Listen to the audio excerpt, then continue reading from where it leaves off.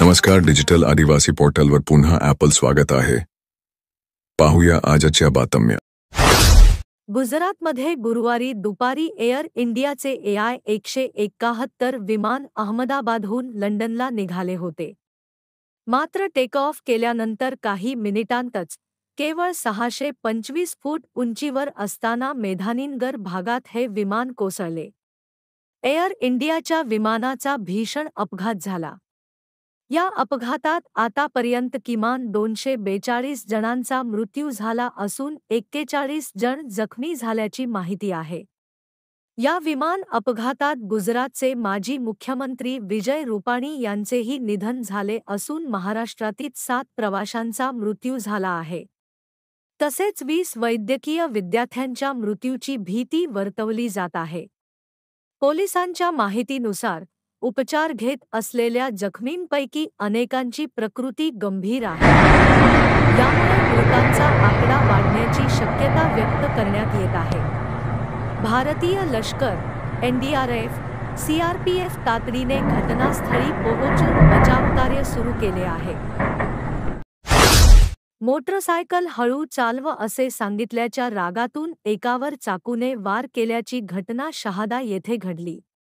या प्रकरणी 2 जणांविरुद्ध गुन्हा दाखल करण्यात आला आहे.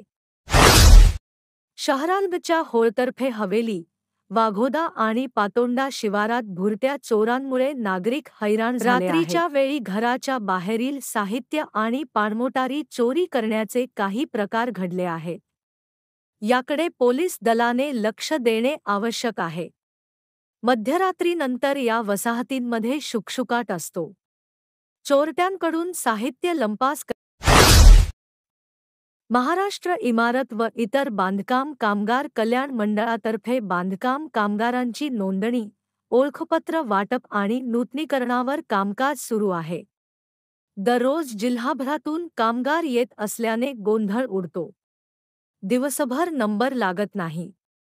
त्यासाठी आता वारनिहाय व तालुकानिहाय वेळापत्रक निश्चित करण्यात आले आहे.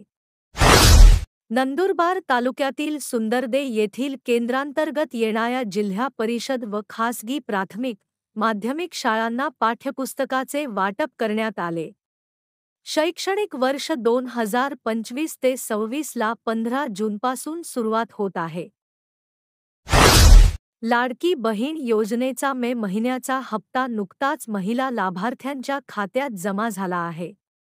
खात्यातील पैसे काढण्यासाठी लाभार्थी महिलांची पोस्ट पेमेंट बँकेत गर्दी होत आहे. त्यासाठी कर्मचाऱ्यांना कार्यालयाबाहेरच टेबल टाकून वितरण करावे लागत आहे. नंदुरबार टपाल कार्यालय आवारातील चित्र.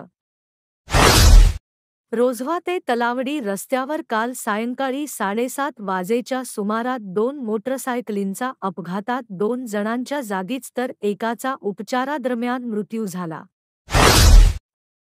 ट्रान्सपोर्टद्वारे अवैध HTBT कापूस बियाण्याची वाहतूक करणाऱ्यांवर कृषी विभागाच्या पथकाने धडक कारवाई करत 5 लाखांचा मुद्देमाल जप्त केला आहे. अशाच नवनवीन बातमीसाठी आपल्या YouTube चॅनल डिजिटल आदिवासी पोर्टलला सबस्क्राईब करून घ्या.